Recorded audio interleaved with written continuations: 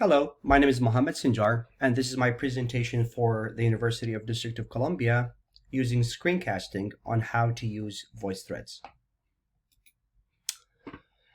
By the end of the presentation, learners will be able to explain what a VoiceThread is, describe the features of a VoiceThread, identify how to use a VoiceThread in a classroom, and create a VoiceThread. Are you familiar with VoiceThread? I know this is a recording, but I would love to hear your answers if possible. So if you're familiar, I think you know how engaging it is. And for those who are familiar, have you ever used it in a classroom? And if you have, what topics or what subjects have you used this platform or this tool with? Was it like math? Was it like science? Now, what's a VoiceThread? A VoiceThread is a collaborative multimedia slideshow that includes images, documents, and videos. It allows people or learners to navigate slides and leave comments in many different ways. And that's a the most interesting part about it. You can leave a comment by recording your own voice. You can use your laptop, computer, desktop, or you can use your own phone, and everybody has a phone. You can leave a comment by a text. You can type your own comment, you can upload an audio file, or you can record a video or upload a video. So students can submit assignments through oral comments or videos to encourage them to talk. What are the benefits?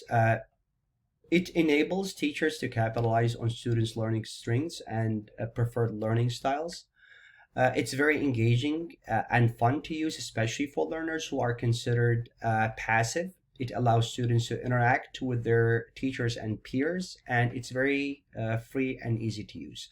And for me, we all have those passive learners who are not that like they don't like to participate. Sorry. So I think this is a very good method for them to be engaged. It introduces a different way of participating, and I have always found it really interactive and very interesting. How to use it in the classroom? It's flexible, so it's totally up to the educator. You can use it in language arts where the teacher can select pictures, and for each picture he can create a story starter prompt to engage students in thinking about the story. Then the teacher can invite students to continue the story by adding their own details. You can use it in science to help students review the life cycle of a butterfly, or something similar. You can also use it in social studies, where students can use pictures to visually talk about the customs, clothing, religion, other things in their own, for example, culture. Now, how to create a voice thread. I have created slides here to walk you through the steps, but actually I prefer to take you to the platform and walk you through the steps myself. So you need to go to www.voicethread.com. If you don't have an account, you need to register. It's simple information: your first name, last name, email address, and a password. If you have an account, you need to sign in. You can find your own institution if you have an account with the University of District of Columbia, or if you have a personal account. This is my personal account. Now I am signed in. My preferred method is to already create the activity. I usually use a PowerPoint presentation, slides, and where I have my questions or my prompts, and that I can use for my learners to comment on. So you need to click on Create, and then you can add your own media. So I select from my computer. This is the activity that I created for my learners. Once you click on open, you can add a title. For example, activity 1. You can add a description. Please leave a comment. You can add more. So now my slides are uploading. If you see, I have 4 slides. Each slide has a question. So I click on the first slide, and how do you add your own comment? Just you click on comment. And if you see here, you have 5 different methods of adding your comment. You can leave a comment by typing, recording, either by phone or recording through the device you're using. You can create your own video or add it. You can add a video, or you can upload a document. So I can record my own voice here. Hello, dear students. This is your activity for this week. Please look at the slides, listen to my questions, and add your own comments.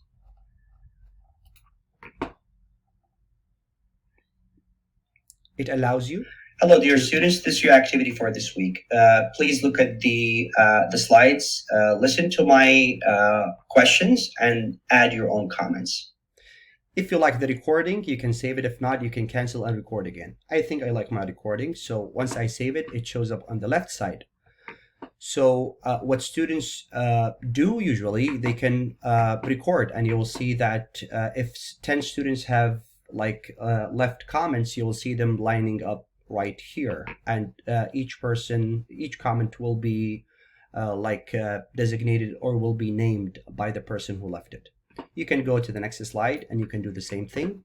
So here, that's my first question. If I'm encouraging students to talk about the past tense, for example, what did you do on the weekend? And I can say, this is my prompt.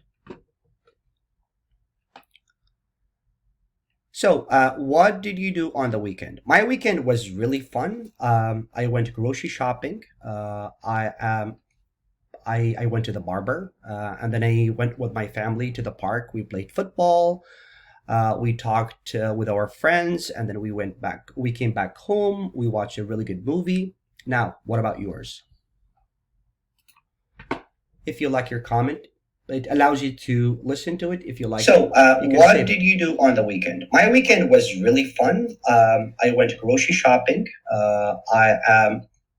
I went to the barber, and then I went with my family to the park. We played football. We talked with our friends, and then we came back home. We watched a really good movie. Now, what about yours? You save it, and then of course, students can add their own comments. You go to the next and to the next slides, and it depends. Once you finish, you close the document here, and then you can share it. If you share it, it gives you a link here.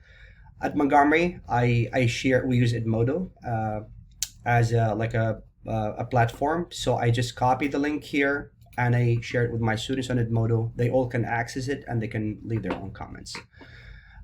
So this is what this is how you create a voice thread. Let me just go back to my presentation. So as I mentioned, you have slides on how to create ones, and this is my review part. First of all, do you have any questions? I hope really we could talk about it. But do you think you will use it in the classroom? Do you think your students will find it very engaging? I would love to hear your feedback on this and answer any questions if you have about this platform or this tool. Thank you so much, and I hope you enjoyed my presentation.